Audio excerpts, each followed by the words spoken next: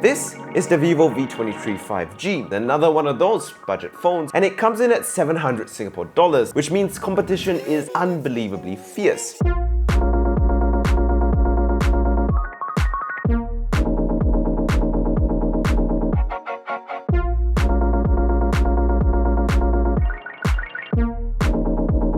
The question is this the right phone for you? The design is one of those things that do stand out on this phone. It's absolutely gorgeous here, and not only is it good looking, since most phones these days are, it is stand out in its own unique way, which I appreciate. It's got this wonderfully beautiful frosted glass back that is holographic, green and teal from one angle, and like a gold sunburst orange shade from the other, or as James May would call it, brown. Shame it's brown.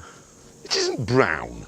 Yes, it is. It isn't brown, it's sunset orange. It's got this glossy metal rim around the edge, which is a bit of a fingerprint magnet, but it's not too much surface area that it's a big deal to clean. And everything's kind of symmetrical and lined up and straight. I think it looks really, really nice. In fact, I think this is one of the most unique phones in the current phone generation. And I would say that this is better looking than a lot of even flagships out there. The feel in the hand is also really good. Comes in at 180 grams, but most importantly, the weight distribution is pretty good. Like, it's not exactly 50-50, probably a bit more bottom heavy, but it feels good in the hand. It's not too big, it's not too heavy, and it's not top heavy, so it doesn't feel like it's falling over every second, which I appreciate. The screen is also an excellent feature for this phone's price. It is a 1080p 6.4-inch display, and it unfortunately does not have variable refresh rate, but it is 90Hz, which is going to be an improvement over 60 drastically for any sort of gaming or snappiness and smoothness. And it also is a 600 nit display that can go up to 700 nits on auto brightness under the harsh sun.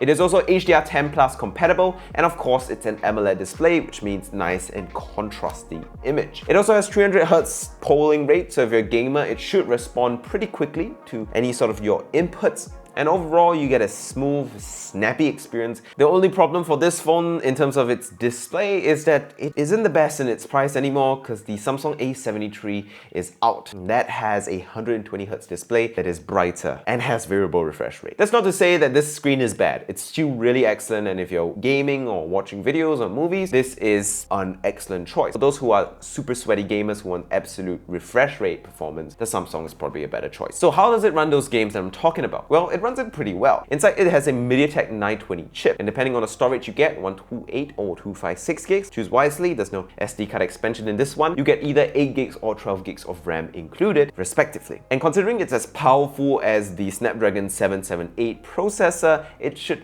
handle games pretty okay on this 1080p display. Though as expected, once you crank it, it really gets hot really fast, especially towards this center area. So if you hold your phone like this, it might get a little bit uncomfortable, but if you hold your phone like this, you should be fine. But for a buyer of a phone at this price, usually the most important thing that people are looking at is the camera. So how is the camera on this thing? On paper, it seems pretty impressive, but to be honest, it's not all that amazing. 64 megapixels is a lot for the main camera, but it is going to end up making your pictures take up a bunch of space. And while the main image that you take from the main camera is going to have plenty of resolution, the image quality, while decent, is kind of par for the course of a phone in its category. It does give pretty nice, enjoyable images. My issue, however, with this phone is the accessory camera. The 2 megapixel macro, sorry for the harsh words, is basically e-waste because it's so soft. You get a better image taking a photo with a main 64 megapixel camera and then zooming in and punching in. And then the ultra wide, well, a lot more respectable, but in the macro camera and quite convenient in a pinch because you can't always move back, is really disappointing in terms of its image quality as well, leading to a rather soft, unpleasant image that gets grainy quick in low light. It's not bad, it just isn't very, very useful. But I understand it's for marketing, it's for specs, so whatever. If you're taking photos with the rear camera, just use the main one. The others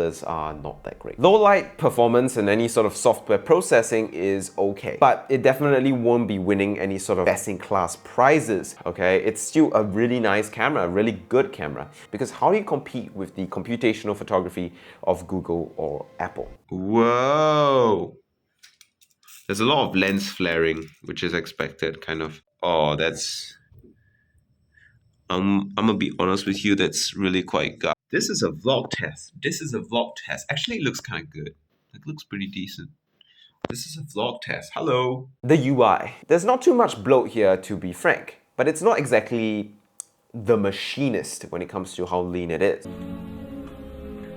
For plenty of people, it's going to be an enjoyable, good-looking software to deal with. It's up to you. It's completely subjective. As for speakers, it also struggles, though to be fair, most phones do struggle in this price. It's neither loud nor vibrant, but not distorted or problematic, so I personally won't judge it too harshly, except for the fact it doesn't use its earpiece as a secondary stereo speaker. So use some earphones if you're using this phone. And also it does come with a dongle, which is a big plus. But yeah, the speakers aren't that impressive. So, should you buy the Vivo V23 5G? Now, I think the best way to describe this phone is that it is an all-round balanced performer. It's not got the best cameras in class like the Pixel or the iPhone, but it has a better screen than those and it has fast charging and a bit of other features thrown in. For example, it might not have the biggest battery, but it's got a lot of the other things included. You know what I mean? So it's good all round in terms of its performance. It's not exemplary in any particular shape or form for its class, but no matter what you're doing with this phone,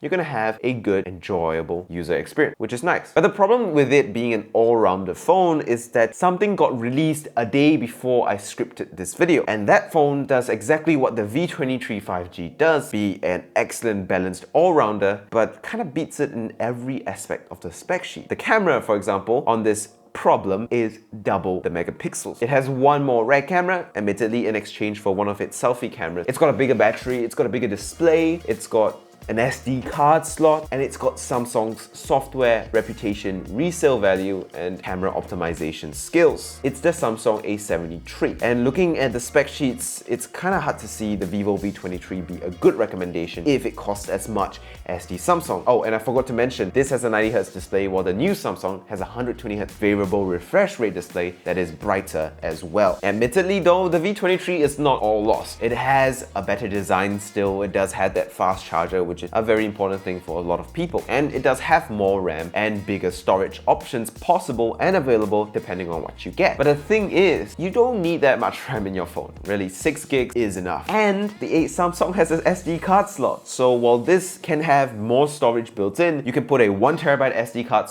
inside your Samsung A73 and call it a day, which is really clutch. So then, should you buy the V23 5G? It is a tough sell with that Samsung A73 coming out. But if you can get it at maybe at a discounted price, you're gonna be in for an excellent time and an excellent deal at that kind of price range with the Vivo V23.